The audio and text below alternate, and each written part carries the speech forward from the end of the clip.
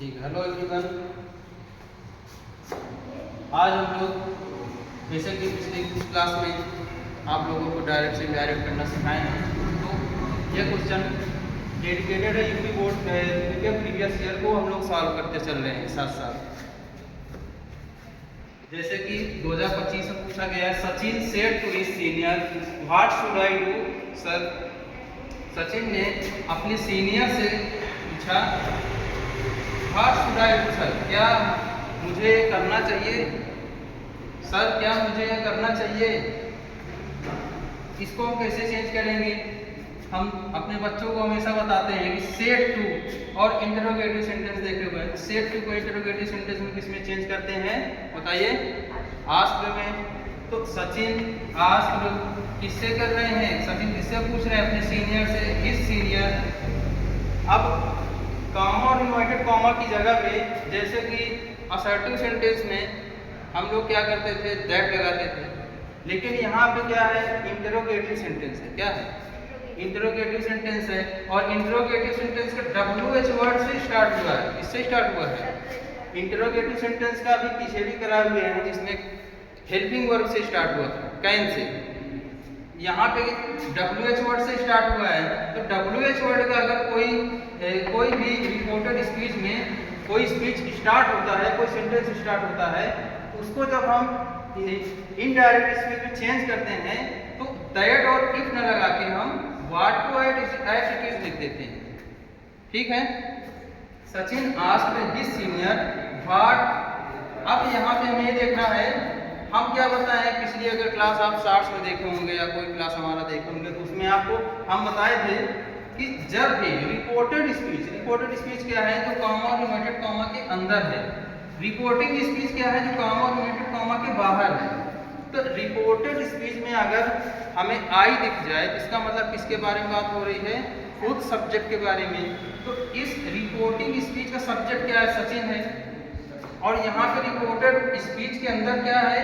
आई है। तो ये आई किसके बारे में बता रहा है? सचिन के बारे में। तो इसका मतलब क्या हुआ कि सचिन खुद के बारे में बात कर रहा है। अब सचिन खुद के बारे में बात कर रहा है, तो डायरेक्ट स्पीच में हम आई को किसमें चेंज करेंगे? सचिन के अकॉर्डिंग चेंज करेंगे। सचिन हमारा थर्ड पर्सन है, तो थर्ड पर्सन का सब्जेक्टिव केस क्या होगा? उसके जेंडर पर डिपेंड करता है, वो क्या है, बॉय है कि गर्ल है। तो ये क्या है? सचिन किसका नाम है? एक बॉय का नाम है, एक लड़के का नाम है। तो बॉय के लिए क्या आएगा? ही आएगा। क्या आएगा? ही आएगा। अब तो सचिन के लिए यहाँ पे क्या आया? He. Sachin asked his senior what ही।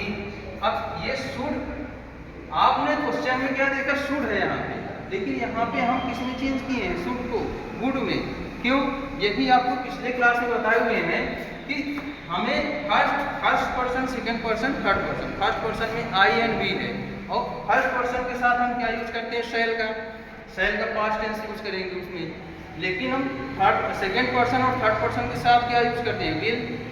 ये तो बेसिक सी चीज है। तो सेकंड पर्सन और थर्ड पर्सन के साथ हम विल यूज करते हैं। यहाँ पे हमारे पास क्या आया? थर्ड पर्सन का सब्जेक्टिव केस आया। तो थर्ड पर्सन का सब्जेक्टिव केस अपने साथ जो हेल्पिंग वर्ब लेगा या जो मॉडल लेगा, शुड गया है, मॉडल है। थर्ड पर्सन अपने साथ जो मॉडल लेगा वो क्या लेगा? वुड लेगा। क्यों? क्योंकि यहाँ पे शुड सेकंड फॉर्म में है, तो विल का सेकंड फॉर्म क्या होगा? वुड। तो यहाँ पे ही वुड डू। डू को अच्छा डन क्यों नहीं किए हैं? यहाँ पे सेड है, सेकंड फॉर्म में है या पास्ट टेंस में है, तो डू को हम सेकंड फॉर्म में क्यों नहीं किए? क्योंकि मॉडल अपने साथ क्या लेके चलता है? बेस फॉर्म लेके चलता है वर्ब का, मतलब वर्ब का फर्स्ट फॉर्म। तो यहाँ पे क्या होगा? He would do. अब अगला क्वेश्चन है, ये भी यूपी बोर्ड 2025 में पूछा गया है। ये भी यूपी बोर्ड 2025 में पूछा गया है। क्वेश्चन क्या कह रहा है? Ram said to me, comma inverted comma, God is everywhere. Ram ने मुझसे कहा कि ईश्वर हर जगह है। ईश्वर कहाँ है? हर जगह है। तो ये गॉड इज एवरीवेयर, ये क्या है? यूनिवर्सल ट्रूथ है, ईश्वर हर जगह है। ठीक है। अब हम क्या करेंगे? राम टोल्ड मी, राम ने मुझसे कहा। इसको हम टोल्ड के साथ भी चेंज कर सकते हैं, इन्फॉर्म्ड के साथ भी चेंज कर सकते हैं। कैसे? Ram said to me, Ram उसको बता रहा है ना, राम ने मुझसे कहा या राम मुझसे कहता था, राम ने मुझसे कहा गॉड इज एवरीवेयर, इसको हर जगह है, तो एक तरह से मुझे क्या दे रहा है, इंफॉर्मेशन दे रहा है।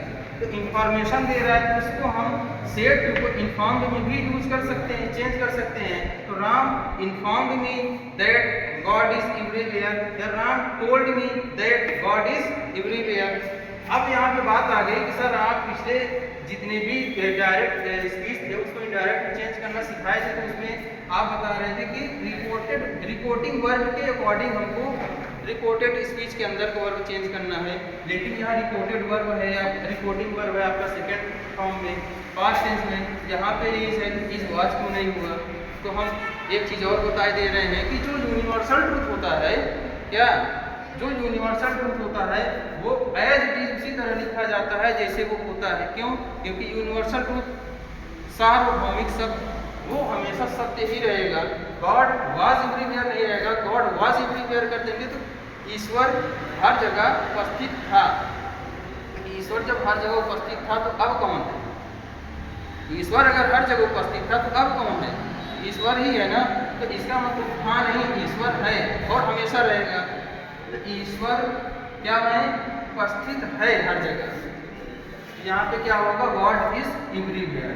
ठीक है, अगले क्वेश्चन में आते हैं। ये भी यूपी बोर्ड में आया था 2025 में। तो फिर आप लोग के माइंड में आया कि सर हमारे स्कूल में या कोचिंग में ये बताया गया है कि बस वही क्वेश्चन आता है, उसमें से एक करना रहता है। आप लगातार पढ़ाए चले जा रहे हैं, इतना क्वेश्चन सब 2025 फर्जिए मारे जा रहे हैं क्या? तो अपने स्टेट में, अपने यूपी में 7 सेट मिलता है। कितना? 7 सेट। तो 7 सेट में किसी सेट में एक क्वेश्चन रहता है, किसी में 2। तो अगर इस हिसाब से देखा जाए तो टोटल 7 सेट में 11 से 12 क्वेश्चन रहता है। अभी तो हम 5 ही क्वेश्चन कराए हैं, तो 11 से 12 क्वेश्चन रहता है। ये भी 2025 में ये दूसरे सेट में पूछा गया था। तो इसको कैसे चेंज करेंगे? Rita said comma inverted comma she can do this work. ये सबसे इजी क्वेश्चन है कि रीता ने कहा she can do this work, वो इस कार्य को कर सकती है। क्या कर सकती है? इस कार्य को कर सकती है। रीता सेड दैट, रीता ने कहा, सेड दैट, यहाँ पे कॉमा और इन्वर्टेड कॉमा की जगह पे क्या लगाएंगे? दैट लगाएंगे। क्यों? क्योंकि असर्टिव सेंटेंस है। असर्टिव सेंटेंस का अफर्मेटिव सेंटेंस है। अफर्मेटिव सेंटेंस जनरली हम एकदम नॉर्मली जैसे चेंज करते हैं वैसे ही। तो रीता ने कहा, Rita said that she.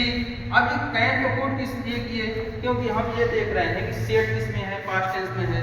Past tense में है, इसका मतलब कैन का पास्ट हमें लेना पड़ेगा। कैन का पास्ट लेना पड़ेगा। तो कैन का पास्ट क्या होगा? कुड। कैन का पास्ट कुड होगा। तो इसका मतलब क्या होगा? See, Rita said that she could do. अब हम अच्छा कैन का पास्ट लिए तो डू का क्यों पास्ट नहीं लिए? बताइए। मॉडल है। Very good. क्योंकि कुड क्या है? मॉडल है। अब कुड मॉडल है तो मॉडल क्या लेता है अपने साथ? वर्ब का बेस फॉर्म लेता है। आपको हम यहाँ वर्ब भी बता दे रहे हैं। टॉपिक क्या चल रहा है? नरेशन का। नरेशन में आपको कुछ ऐसी चीजें भी बता दी है जो टेंस और वर्ब से रिलेटेड है। तो ऐसे ही हम बताते जाएंगे आप लोगों को। She could do. डू क्यों होगा? क्योंकि मॉडल है। मॉडल के साथ बेस फॉर्म लेके चलता है। वर्ब का बेस फॉर्म V1 होता है, वर्ब का फर्स्ट फॉर्म होता है। दिस को किस में चेंज करते हैं? डायरेक्ट से इनडायरेक्ट में चेंज करेंगे। दिस को दैट में। दिस क्या हो जाएगा? That verb.